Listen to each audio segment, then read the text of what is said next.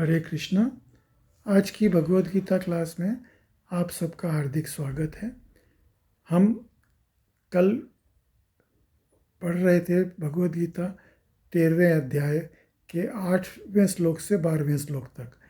तो वो प्रसंग काफ़ी लंबा था, इसलिए हमने उसको अधूरे में विश्राम कर दिया था। आज उसी को हम कंटिन्यू कर रहे हैं आज के सत्र में।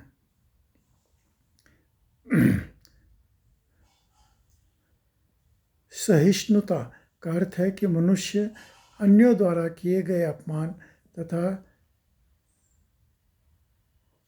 निष्कार को सहे। जो आध्यात्मिक ज्ञान की उन्नति करने में लगा रहता है उसे अन्यों के निष्कार तथा अपमान सहने पड़ते हैं। ऐसा इसलिए होता है क्योंकि वह भौतिक स्वभाव है। यहाँ तक कि बालक प्रहलाद को भी, जो 5 वर्ष के थे और जो आध्यात्मिक ज्ञान के अनुशीलन में लगे थे, संकट का सामना करना पड़ा था। जब उनका पिता उनकी भक्ति का विरोधी बन गया, उनके पिता ने उन्हें मारने के अनेक प्रयत्न किए, किंतु प्रहलाद ने सहन कर लिया। अतएव आध्यात्मिक ज्ञान की उन्नति करते हुए अनेक अवरोध आ सकते हैं, लेकिन हमें सहिष्णु बनकर संकल्प पूर्वक प्रकृति करते रहना चाहिए। तो कल हमने इस पॉइंट के ऊपर डिस्कस किया था कि हम आज चैतन्य महाप्रभु ने शिक्षाष्टकम के अंदर 3रे श्लोक के अंदर बताया है कि तृणदपि सुनिचैन तरोरपि सहिष्णुना अमानिना मानदेन कीर्तनीय सदा हरि। इसका मतलब क्या होता है? आदमी को तृण के समान मुलायम, झुकने वाला होना चाहिए। बड़ी बड़ी आंधी आती है और तृण के ऊपर से वो चली जाती है, तृण झुक जाता है, तो तृण का कुछ भी नहीं बिगड़ता। तो उसी तरह से अगर हम तृण के समान विनम्र रहें तो हमारी भक्ति के ऊपर कोई आँच नहीं आती। उसी तरह से जो बड़े बड़े दरख्त होते हैं वो जो है वो उन लोग बाग उसको काट देते हैं, उसको तोड़ देते हैं, जला देते हैं, लेकिन फिर भी वो दरख्त जो है आदमी को छाया देता है, फल फूल देता है, तो वो सहिष्णु है। तो अगर लोग बाग, हम जब भक्ति करते हैं तो लोग बाग हमारी भक्ति के अंदर कई अड़चन लगाने की कोशिश करते हैं, लेकिन अगर हम सहिष्णुता से, अगर हम ये सब चीज़ को सहते हुए भगवान के शरण में रहते हुए अगर भक्ति करें तो हमारी भक्ति दिन प्रतिदिन और तेज होती चली जाएगी। और भगवान भी खुश होते हैं कि नहीं, इसको इतनी तकलीफ़ आ रही है फिर भी ये जो है ये भक्ति के अंदर दृढ़ है और भगवान ये हमारी सहायता करते हैं। आगे पढ़ेंगे। सरलता का अर्थ है बिना किसी कूटनीति के मनुष्य इतना सरल हो कि उसके शत्रु तक से वास्तविक सत्य का उद्घाटन कर सके। जहाँ तक कि गुरु बनाने का प्रश्न है, आचार्योपासनम, आध्यात्मिक ज्ञान में प्रकृति करने के लिए यह आवश्यक है, क्योंकि बिना प्रमाणिक गुरु के ये संभव नहीं है। मनुष्य को चाहिए कि विनम्रतापूर्वक गुरु के पास जाए और उसे अपनी समस्त सेवाएं अर्पित करे, जिससे वो शिष्य को अपना आशीर्वाद दे सके। चूँकि प्रमाणिक गुरु कृष्ण का प्रतिनिधि होता है, अतएव यदि वह शिष्य को आशीर्वाद देता है तो शिष्य तुरंत प्रगति करने लगता है, भले ही वो विधि विधानों का पालन न करता रहा हो। वे जो बिना किसी स्वार्थ के अपने गुरु की सेवा करता है उसके लिए यम नियम सरल बन जाते हैं। तो भगवद गीता के 4थे अध्याय के 34वें श्लोक में ये गुरु की सेवा करने के लिए बारे में बताया गया है, जो आप मेरे पिछले लेक्चर्स में से आप सुन सकते हैं। तो गुरु की जब हम सेवा करते हैं तो गुरु हमको आशीर्वाद देते हैं। गुरु गोविंद दोनों खड़े, काके लागू पाँव, बलिहारी गुरुदेव की गोविंद दियो मिलाए। तो बिना गुरु की आशीर्वाद से, बिना गुरु की कृपा से हम गोविंद से नहीं मिल सकते हैं। गोविंद से मिलने के लिए गुरु का आशीर्वाद बहुत ज़रूरी है। आगे पढ़ेंगे। आध्यात्मिक जीवन में प्रगति करने के लिए पवित्रता, शौचम अनिवार्य है। पवित्रता 2 प्रकार की होती है। ये शायद कल कर चुके हैं ना सर। पवित्रता 2 प्रकार की होती है, आंतरिक तथा बाह्य। बाह्य पवित्रता का अर्थ है स्नान करना, लेकिन आंतरिक पवित्रता के लिए निरंतर कृष्ण का चिंतन तथा हरे कृष्ण मंत्र का कीर्तन करना होता है। इस विधि से मन से पूर्व क्रम की संचित धूलि हट जाती है। तो हम जो स्नान करते हैं उससे सिर्फ हमारा शरीर साफ होता है, लेकिन आत्मा की सफाई के लिए जब हम भगवान के नाम का जाप करते हैं, हरे कृष्णा कृष्णा कृष्णा हरे हरे, हरे राम राम राम हरे हरे, तो उससे जो है आत्मा की सफाई होती है और हम भगवान से जुड़ सकते हैं। चैतन्य शिक्षाष्टकम के अंदर जो पहला श्लोक है, चेतो दर्पण मार्जनम भव महादावाग्नि निर्वापनम श्रेय कैरव चंद्रिका वितरणम विद्यावधु जीवनम। तो हम लोग पता नहीं कितने जन्मों से भगवान से विलक होकर के और इस संसार के अंदर पड़े हैं। और जैसे एक कोई दर्पण को अगर कोई हाईवे के ऊपर रख दे और वहाँ पे गाड़ियाँ गुजर रही है, ट्रकें गुजर रही है, मट्टी उड़ उड़ करके उस दर्पण के ऊपर जम जाती है, तो वो इतना चिकट मट्टी जम जाती है कि उस दर्पण के अंदर अपना चेहरा दिखाई नहीं देता। तो उसका क्या तरीका है? उसका तरीका ये है कि हम घिस घिस करके पहले उसको मार्जन करें, उस दर्पण को सफ़ा करें। जब उस दर्पण को हम सफ़ा करेंगे तब उसके अंदर हमारा चेहरा साफ दिखाई देने लगेगा। तो हमारे जो हृदय के अंदर जो मैल जमा हुआ है भगवान से विलग होने के कारण, उसको सफ़ा करने का क्या तरीका है? उसको सफ़ा करने का तरीका है भगवान के नाम का जाप करना। हरे कृष्णा कृष्ण कृष्ण हरे हरे, हरे राम राम राम हरे हरे। जब हम इस नाम मंत्र का जाप करेंगे तो हमारे हृदय के अंदर जो जमा हुआ मैल है वो साफ़ हो जाएगा और हमारा कनेक्शन जो है भगवान के साथ में साफ दिखने लगेगा। जैसे एक मोबाइल का नंबर अगर हम प्रॉपरली नहीं डायल करें तो कनेक्शन नहीं जुड़ता है, तो उसी तरह से जब हम भगवान का नाम का जाप करते हैं तो हमारा कनेक्शन भगवान के साथ में बहुत बढ़िया से संबंध स्थापित हो जाता है। आगे पढ़ेंगे। दृढ़ता का अर्थ है कि आध्यात्मिक जीवन में उन्नति करने के लिए मनुष्य को दृढ़ संकल्प हो। ऐसा संकल्प के बिना मनुष्य ठोस प्रगति नहीं कर सकता। आत्मसंयम, आत्मनिग्रह का अर्थ है कि आध्यात्मिक उन्नति के पथ पे जो भी बाधक हो उसे स्वीकार न करे। मनुष्य को इसका अभ्यस्त बनकर ऐसा ही किसी भी वस्तु को त्याग देना चाहिए जो आध्यात्मिक उन्नति के पथ के प्रतिकूल हो। जो ये असली वैराग्य है। इंद्रियां इतनी प्रबल है कि सदैव इंद्रिय तृप्ति के लिए उत्सुक रहती है।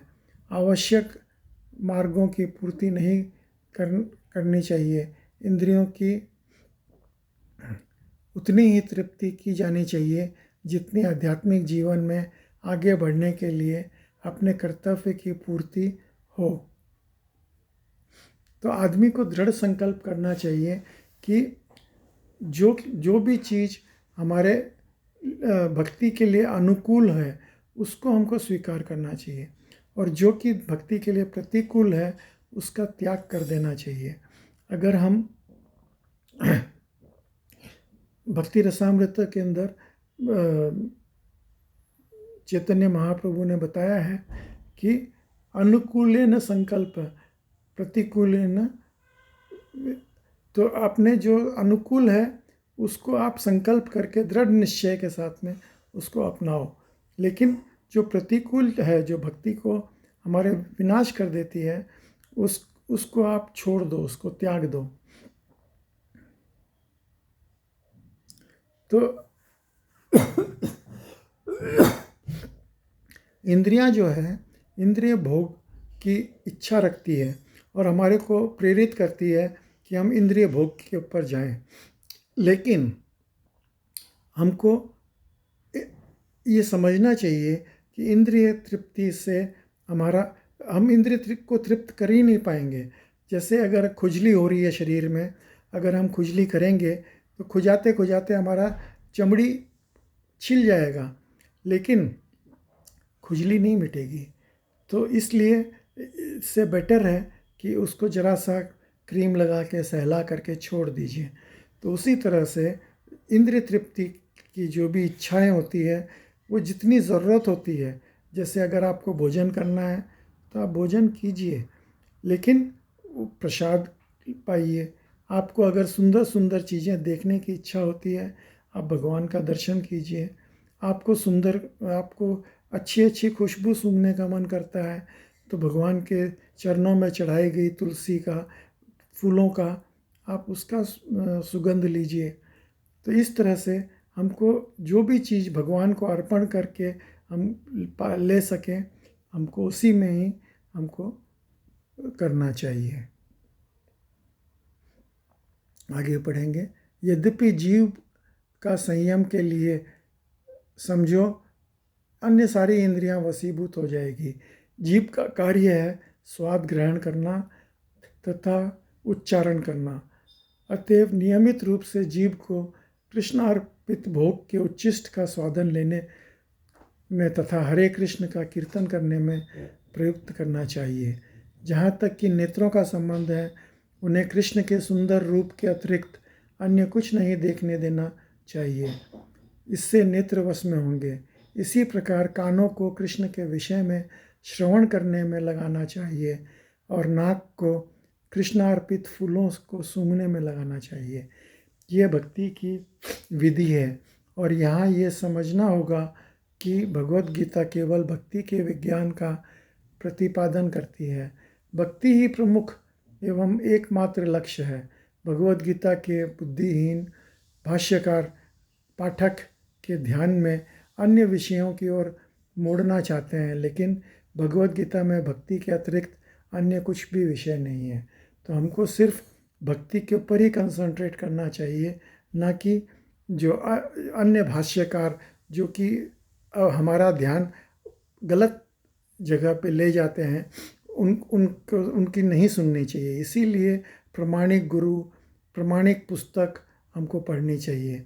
अब जो इस्कॉन की जो पुस्तक है बेस्ट सेलर, माने आप सोचिए कि करोड़ों पुस्तक अभी तक हम लोग वितरण कर चुके हैं। इससे ज़्यादा कोई भी प्रचलित भगवत गीता नहीं है। तो और इसका परिणाम देखिए, जो इस भगवत गीता को पढ़ करके जो अंग्रेज लोग, जो विदेशी लोग, जो कि सुबह उठ करके दारू से कुल्ला करते थे और रात में शादी हुई सुबह तलाक हो गया, इस तरीके का व्यवहार करते थे, हिप्पी की तरह रहते थे, वो सब हिप्पी से हैप्पी बन गए हैं। तो और हमारे से ज़्यादा वैष्णव बन गए हैं, सिखा रखते हैं और धोती कुर्ता पहनते हैं, सुबह मंगला आरती में जाते हैं, भगवान का नाम का जाप करते हैं। तो ये उसका माने किसी भी वृक्ष के एक फल को अगर हम चखते हैं तो हमको मालूम पड़ जाता है कि इस वृक्ष के सारे फल मीठे हैं। तो जो इस पुस्तक का जो रिज़ल्ट है उसको हमको ये देखना चाहिए कि किस तरह से विदेशी भक्त लोगों को भी इन्होंने अपने प्रभाव में लिया है। मिथ्या अहंकार का अर्थ है इस शरीर को आत्मा मानना। जब कोई ये जान जाता है कि वो शरीर नहीं है अपितु आत्मा है, तो वह वास्तविक अहंकार को प्राप्त होता है। अहंकार तो रहता ही है, मिथ्या अहंकार की वर्णना की जाती है, वास्तविक अहंकार की नहीं। तो मिथ्या अहंकार क्या है? मैं फला हूँ, मैं ढिका हूँ, मैं ऐसा हूँ, मैं राजा हूँ, मैं सेक्रेटरी हूँ, मैं प्रेसिडेंट हूँ। ये मिथ्या अहंकार है। जबकि चैतन्य महाप्रभु ने हमको क्या बताया है? जीवेरा स्वरूप है कृष्णेरा नित्यदास। तो हम जो है, जो जीव है, उनका उसका क्या स्वरूप है? हम कृष्ण के दास हैं। दास के दास, दास के दास, दासानुदास। ये जितने भी हम दास के दास बनते जाएंगे, उतना ही ये रिलेशन और ज़्यादा प्रगाढ़ होता चला जाएगा और भगवान उतने ही ज़्यादा खुश होंगे। आगे पढ़ेंगे। जन्म मृत्यु जरा व्याधि दुख दोषानुदर्शनम। तो जन्म के अंदर कितना कष्ट होता है। आप सबको जन्म के अंदर बच्चा जो है माँ के गर्भ के अंदर रहता है, वो उल्टा लटका हुआ रहता है और उसके चारों तरफ में खून, मवाद, पस, पेशाब सब रहता है और वो उसके अंदर तकलीफ़ पाता रहता है। इसीलिए तो जन्म के अंदर जन्मते ही बच्चा इतना रोता है। तो ये जो है जन्म के अंदर इतनी तकलीफ़ें होती है। मृत्यु, जब मृत्यु होती है तो ऐसा बोलते हैं कि कितने बिच्छुओं ने एक साथ में डंक मारा, तो उतना दर्द होता है मृत्यु के अंदर। और जरा और व्याधि तो आप समझ ही रहे हैं, जब आदमी बीमार पड़ता है तो कितनी तकलीफ़ होती है। और बुढ़ापा, ये तो बुढ़ापा तो जो है तकलीफ़दायक ही है, क्योंकि आदमी के शरीर उसके कंट्रोल में नहीं रहता। तो जन्म मृत्यु जरा व्याधि, ये जो है इस बंधन से हमको मुक्त होना चाहिए। इस बंधन से मुक्त होने का क्या तरीका है? भक्ति में लगना। जब हम भक्ति में लगेंगे, भगवान के शरण में जाएंगे, तो भगवान जो है हमारा ये जन्म मृत्यु जरा व्याधि के बंधन से तोड़ करके हमको अपने धाम में ले जाएंगे। तो वैदिक ग्रंथों में जन्म के अनेक वृत्तांत हैं। श्रीमद् भागवत में जन्म की पूर्व की स्थिति, माता के गर्भ में बालक के निवास, उसके कष्ट आदि का सजीव वर्णन हुआ है। ये भली भांति समझ लेना चाहिए कि जन्म बहुत कष्टपूर्ण है। क्योंकि हम भूल जाते हैं कि माता के गर्भ में हम कितना कष्ट मिला है, अतएव हम जन्म तथा मृत्यु की पुनरावृत्ति का कोई हल नहीं निकाल पाते। इस प्रकार मृत्यु के समय भी सभी प्रकार के कष्ट मिलते हैं, जिसका उल्लेख प्रमाणिक शास्त्रों में हुआ है। इनकी विवेचना की जानी चाहिए। जहाँ तक रोग तथा वृद्धावस्था का प्रश्न है, सबको इनका व्यवहारिक अनुभव है। कोई भी रोगग्रस्त नहीं होना चाहता, कोई भी बूढ़ा नहीं होना चाहता, लेकिन इससे बचा नहीं जा सकता। जब तक जन्म मृत्यु जरा तथा व्याधि के दुखों से देखते हुए इस भौतिक जीवन के प्रति निराशावादी दृष्टिकोण नहीं बना पाते, तब तक आध्यात्मिक जीवन में प्रगति करने के लिए कोई प्रोत्साहन नहीं रह जाता। तो इसका सबसे सरल मार्ग है भक्ति करना। जब हम भगवान के नाम का जाप करेंगे, भगवान का भोग लगा करके उसका प्रसाद लेंगे, तो हम भगवान के धाम में, मृत्यु पर्यंत हम भगवान के धाम में चले जाएंगे। जहाँ तक संतान, पत्नी तथा घर के विरक्ति की बात है, इसका अर्थ ये नहीं है कि इनके लिए कोई भावना ही ना हो। ये सब स्नेह की प्रकृति वस्तुएं हैं, लेकिन जब ये आध्यात्मिक उन्नति में अनुकूल ना हो तो इनके प्रति आसक्त नहीं होना चाहिए। घर को सुखमय बनाने के लिए सर्वोत्तम विधि है कृष्ण भावनामृत। अगर आप डायरेक्ट संबंध अपने पत्नी से, पिता से, माता से रखोगे तो वो शारीरिक संबंध हो गया। लेकिन अगर आप कृष्ण को बीच में रख करके वो संबंध रखते हो, तो आप लोग सब जो है वसुदेव कुटुंबकम, कृष्ण के परिवार से। कृष्ण आप लोग सब मिल के एक साथ में भगवान का नाम का जाप करो, भगवान की कथाएं सुनो, भगवान का आरती करो, भगवान की पूजा करो। तो ये जो है फिर ये संबंध जो है ये आध्यात्मिक संबंध हो जाएगा और आप लोग सब मिल कर के एक साथ में भगवान के धाम में जा सकते हो। तो यही सबसे अच्छा तरीका है कि हम सब मिल कर के पूरे परिवार के साथ हम भगवान की भक्ति करें और उसी से ही हम पूरे परिवार के साथ में भगवान के धाम में जा सकते हैं।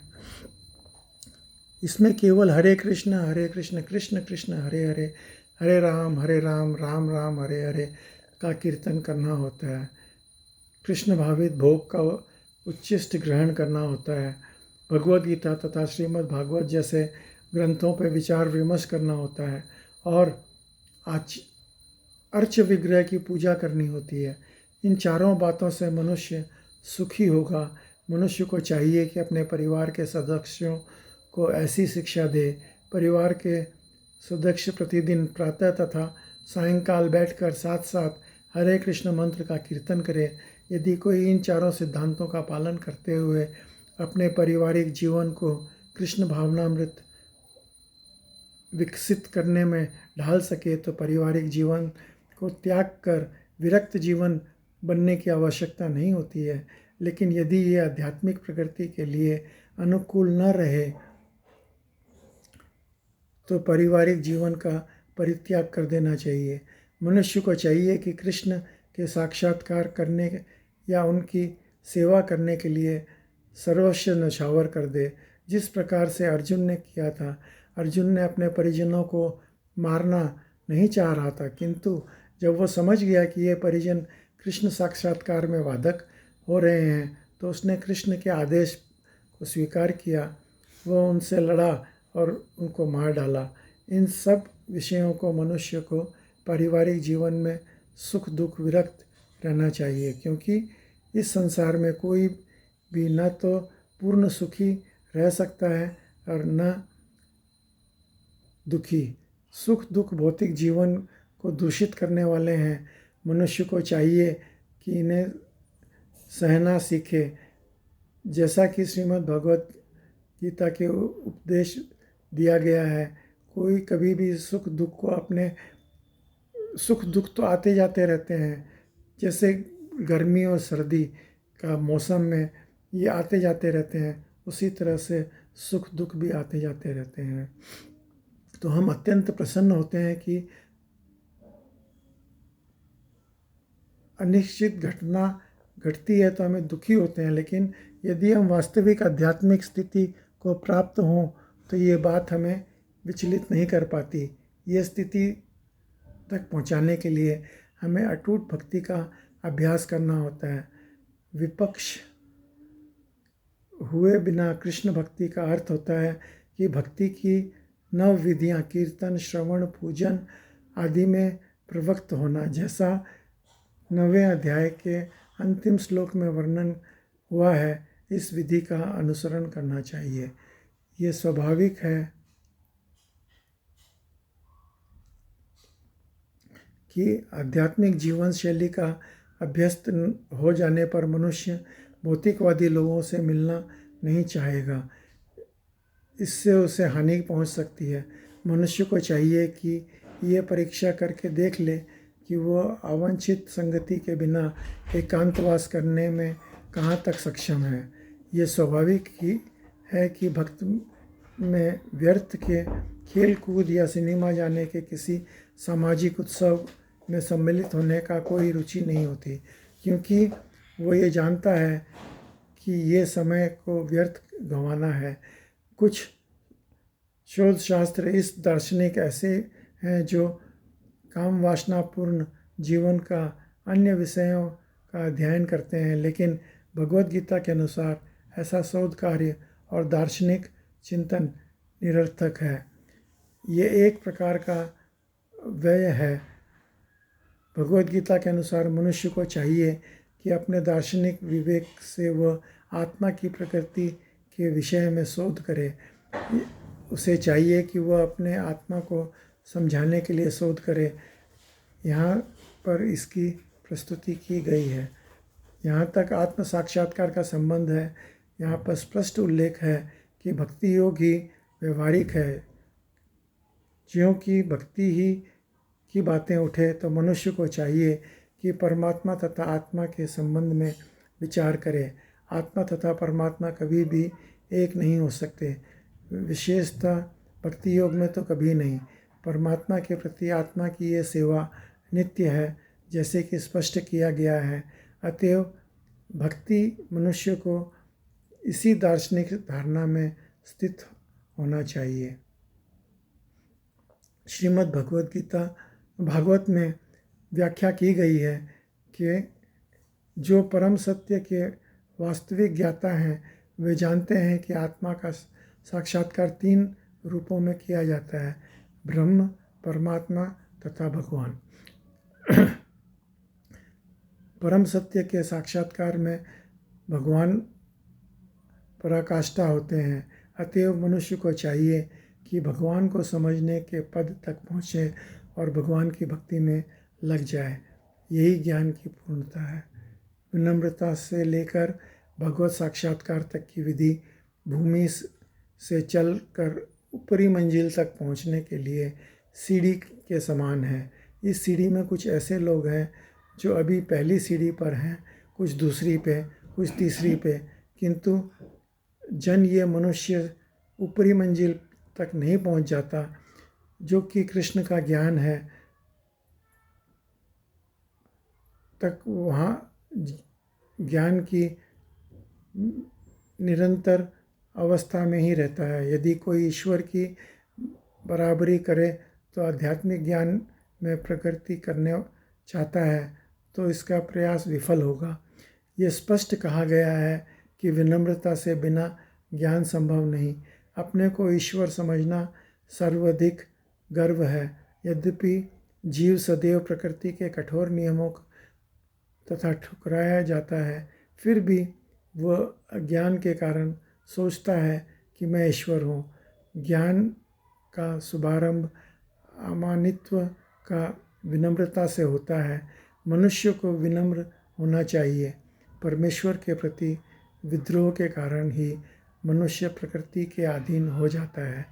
मनुष्य को इस सच्चाई को जानना और इससे विश्वस्त होना चाहिए।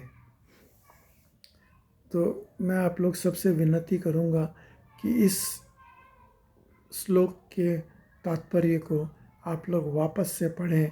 ये बहुत ही महत्वपूर्ण है और